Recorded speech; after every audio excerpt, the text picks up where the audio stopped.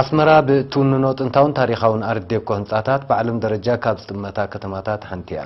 إذن هنصاتات زي كاب إيرترا حليفو علما ورشاون سلازخونه أب مزقب يونيسكو نخسفر تعرتات كايد مصنحي فلات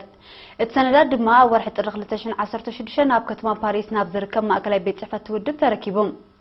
ጋዜጠኛ ሳምሶም ኃይለ ነትልካይ ዘሎ ጻዕርታትን በጽሖ ደሎ ደረጃና መልኪቱ ዘዳልዎ ጸብጻብ ጽይቡ ቀርበው አስመራ በእቱውንኖ ጥንታውን ታሪኻውን ብርቅ ህንጻታት አብ መዝገብ ዓለማዊ ውርሻ ዩኔስኮ ከምትሰፈር ምግባር ክካየድ ጸንሕ ጻዕርታት ዘተባብዕ መልሰ ግብሪ ይረክብ ከም ዘሎ አብ ምምሕዳር ዘዋ ማእከል አወሃሃድ ፕሮጀክት ውርሻ አስመራ ኢንጂነር መድሃኔ ተክለ ማርያም ገሊጾም ዝተፈላለዩ መገድታት ዝመጸና ዘሎ ሓበሬታ ሓደ በቲ ትሕዝቱ ይኹን በቲ አቀራርባ ማለት ብሉጽ ምዃኑ ዝመጸና ርእቶታት ኣሎ ማለት እዩ ብፍላይካ እቲ ገምጋሚ አካል ናይ ኢኮሞስ አብ ወርሒ ሐምሌ ሞዳታ ናይ አብስመራ ናይ ስራሕ ዑደት ገይሩ ነይሩ ኣብዛ ብጸንሐሉ ግዜውን ዳርጋን ሶሙን ነቲ ከተማ እቲ ክሊ ናይቲ ታሪኻዊ ክሊ ብግቡእ ዘይሩ ርእይዎ ኩነታ ዕቃቤ ወይ ካቲ ስቴት ኦፍ ኮንዘርቬሽን ናይ ህንጻታት ብግቡእ ርእይዎ ምስቶም ዝምልከቶም አካላት ነዚ መደብ እዚ ዝከታተሉን ኣብ ምሕደሩ ዝዋሱ ዘሎ አካላት ናይ መንግስትን ካልኦትን ተራሂቡ ገምጋም ገይሩ ማለት እዩ ስለዚ ሕጂስ ብስካብጂ ዘለና ሓበሬታታት እቲ ሰነዳት አብ ደሃን ደረጃ ብጽቡቅ ይስጉም ኣሎ ኢንጂነር መድሃኔን የሪና ብዝሃበ ሓበሬታ ንብልጫታት ታሪኻዊ ስነ ህንጻ አስመራ ዝገልጽ ልዕሊ 1300 ገጻት ዝሓዘ ሰነድ ንዩኔስኮ ተረኪቡ ከም ዘሎ ክኢላታት አህጉራዊ ውድብ ድማ ነቲ ብሰነድ ዝቐረበ ብግብሪ ንምርግጋጽ ኣብ ዝሓለፈ ወርሒ ሐምሌ ኣብ አስመራ ዑደት ከም ዘካየዱ ብምጥቃስ ናይ መወዳእታ ውጽኢቱ ኣብ ቀዳማይ መንፋቅ ናይ 2017 ክንገር ትጽቢት ከም ዝግበር አረድዮም አስመራ ዘመናዊ ወይ ድማ አርት ዴኮ ዝርከቦ በውሕዱ 15 ታሪኻዊ ቅድታት ስነ ህንጻ ስለእትውንን አደናቁ ውጥን ከተማን ስርዓተ መገድን አደባባያትን ስለዘለዋ ከምኡን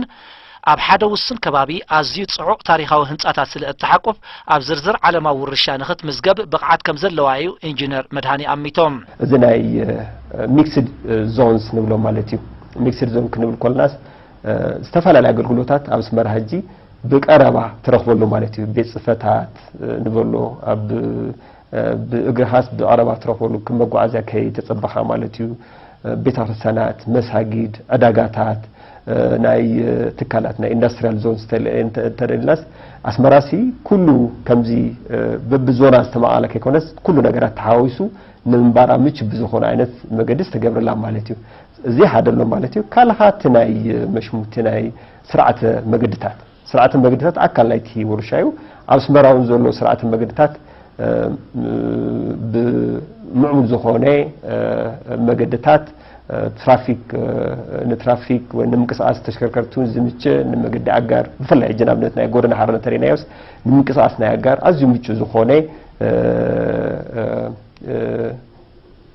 ناي تعطرتي تون كتابة مالتي أوش تاريخه كل تباهيل تللي زلو 480 هكتار سبحاتو كفال كتم أسمرة 4300 تاريخويان هنتاتات كم زلو نظم بدرجة عالم عبي أقداس النت زلوهم كرستات معقاب حلاف النت نفس وكف نبار زاختما كم زخونخا أزخاخيرهم نزي زلنا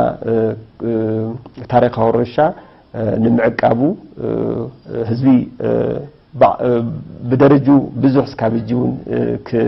كسرت عني زيادة جن مزعج زلنا يونسكو نعلم ورشة نقول زلناها زيادة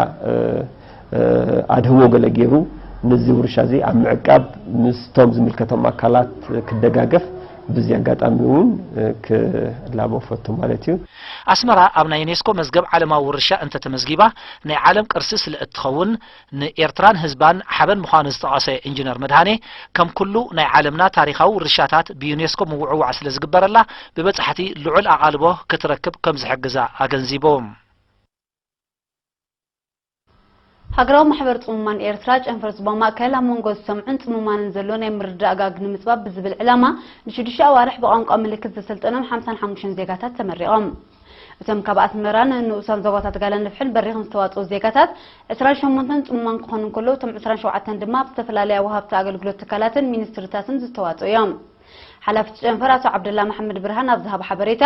እትስልጠናት ኡማን መረዳዲ ቋንቋ ቀሲሞም ኣብ ትምህርትን ስራሕን ናይ ምስተፍ ዕድር ረኺቦም ነፍሶም ክኸሉን ስድራ ቤቶም ዝክሕጉዙን ባይታን ምፍጣር ዝዓለመ ምዃኑ ገሊጾም ሚኒስተር ዕዮን ሰብአዊ ድሕነትን አቶ ካሕሳይ ገብረ ህይወት ኣብቲ ናይ ምምረቕታ ስነ ስርዓት ኣብ ዘስምዖ ቃል ስንኩላን ብሓፈሻ መሰላቶም ተኸቢሩ ብርእሰ ተኣማንነት ኣብ መደባት ልምዓትን ቁጠባዊ ዕቤት ሃገርን እጃሞም ዘበርክትሉ ኩነታት ንምጥጣሕ ሓያሎ መደባት ክትግበሩ ምጽናሖም ጠቒሱ ብዓይነት ስንክልናኦም ተጠርኒፎምን ተወዲቦምን ክነጥፉ ዝተኸፍተ ዕድላት ድማ ናይ ዝመቐፅልታ ከም ዝኾነ ሓቢሮም ሚኒስተር ትምህርቲ አቶ ሰመረ ርእሶም በወገኑ ዝተፈላለየ ስንክልና ዘለዎም ዜጋታት እናተለለዩ ብቑዕ አካዳሚያውን ቴክኖሎጂካውን ፍልጠት ንክቐስሙ ከምኡውን ምስ ሕብረተሰብ ናይ ምርዳእ ፀገማት ንኸይህልዎም ኣብ ስርዓተ ትምህርቲ ንምትእትታው ብዝለዓለ ይስራሓሉ ከም ዘሎ ኣብርሆም አደንበር ሃገራዊ ማሕበር ጽሙማን ኤርትራ ወይዘሪት ናዝሬት ሙሳ በወገና ብደረጃ ሃገር ልዕሊ 37,000 ጽሙማን ከም ዘለው ዝበዝሑ ካብኣቶም ድማ ኣብ ክልል ዕድመ 15 ክሳብ 40 ዓመት ዝርከቡ ናይ ስራሕ ትምህርቲ ስልጠና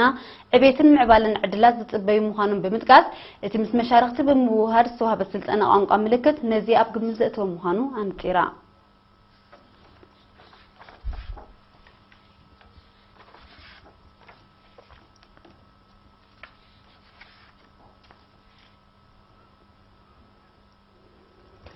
حرستوت محدار كبابي حديش زولا أفتا مالكا روبروبيان دنالون نوزوبا فورو توتاونوتهم نمدفعنا بمعكاب حمدن ماين أرماين فتات يكايدو كمزلو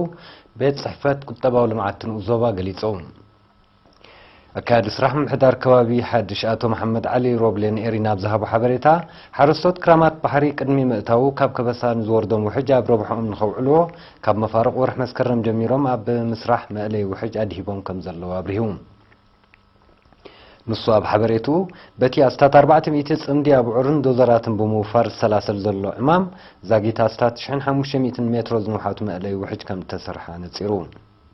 حرستوت بقيدو امام مودات 2015 كاب كبساب زورده حيال وحج قدات مزورده حرشاو تحت قرصي بمصقانن قبون تفتات معقاب حمدن ماين بمكيادن بركوت مهرتن محفاظ كله زكالم صعري يقبرو كم زلو قليصوم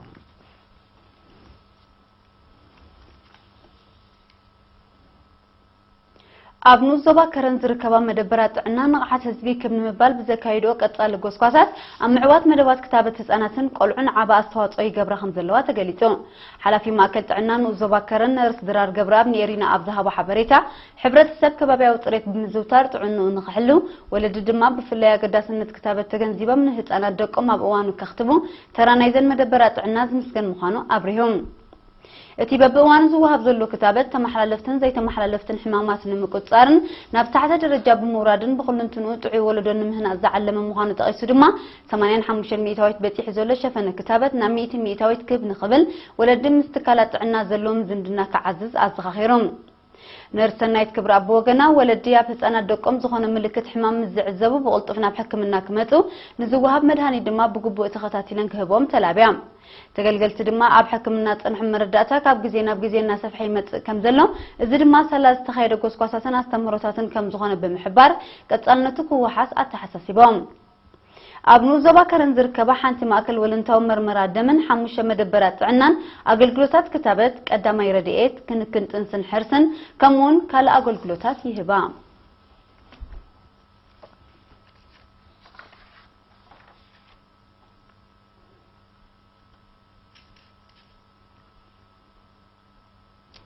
أبو محجر نقولين ترى سلساو زمدنا ومهران ولدن تمهرون أم دنفع مسرم مهرن مستمهرن زبر راستمرتات واهبو بعصر شعات تكمتين نبرتي حوسي كتما أم حجر أبستوها باستمهرو سوبرفايزر تمرتي أبن أوزوبا قولج ممهر زر سنة يتخلي بقوة تمرتي زقاسو متودا درس زيقاتات نمفراي سلاسل زلو مدبات بسعر من لا حبرت السبس لزعوات محيال سلساو زمدنا عبق ولحتاكو وهابوات زخاخيرون መንግስቲ ብርትዓዋጋን ኣብ ተማሃሩ ዝሸጦን ንጽጉማት ብነጻ ዝዕድሎን ናውቲ ትምህርቲ ኣብቲ ማሕበራዊ ፍትሕን መንጋዝ ዝካየድ ዘሎ ዕማማት ኣብ ተራ ከም ዘለዎ ዝሓበረ መምህር ዘርእሰናይ ዕላማት መደብ ንኽሰምር ተማሃሮ ንዝተኸፍለሎም ዕድላት ብግቡእ ክጥቀምሉ ወለዲ ድማ ንደቆም ብግቡእ ክከታተልዎምን ከተባብዕዎምን ተላቢዮም إذا كم ديلهم كله كنتات أبيات تمرتين معزب ابن الزوا غنيا بتخيد عدد سوبرفايزر أبيات تمرتين الزوا أتو حامد محمد ممهران بحفل شهر اسم ممهران حلفت دما بفلاي زمدنا أبيات تمرتين حبرة سبن محيال كسعرو التحساسي بوم أوهاديس نمهرنا نايتنو زبان ممر يوسف إدريس دما زوز حبيات تمرتي أب جزين سرعة تمرت مجمارن وتسيل كاي زلو تعر كم زخنة بمبرح أب داسا زوهاب أقلقلو تمرتي ألو تاوز الواتاس لزلو نتن أب جزياو داسا زمهرا زلو أبيات تمرتي زبنا وهنساتات كسر رحلن صويعون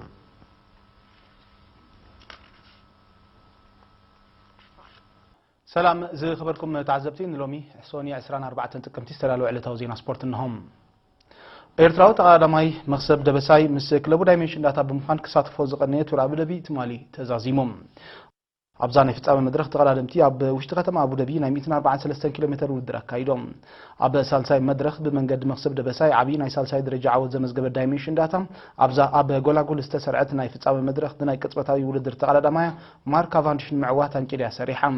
አብዝ መክሰብ ከይተረፋ አብ ስራሕ ስራሕ ውድድር ድማ አብ ሞዳት አብ ተኻይደ ሓያል ቅጽበታዊ ውድድር ማርክ ካቫንዲሽ ተዓዊቶም እዚ ዓወት እዚኣ ንካቫንዲሽ አብዝ ናይ 4 መድረኻት ውድድር ካልእቲ ናይ መድረኽ ዓወት እያ ነይራ መክሰብ ድማ ካብ ዕውት ካቫንዲሽ 1 ደቂቃ 46 ካልእት እንዲሄሩ መበል 83 ኮይኑ ውድድሩ ዛዚሞም አብ ሓፈሻው ናይ ግዜ ውድድራት ተቀዳዳማይ ክለብ ኣስታና ታነል ካንገርት ዕውት ናይ ቱራብ ደቢ ክኸውን ከሎም መክሰብ ደበሳይ ድማ መበል 21 ደረጃ ሒዙ ውድድሩ ፈጺሞም አብ ናይ ነጥብ ውድድራት መክሰብ መበል 19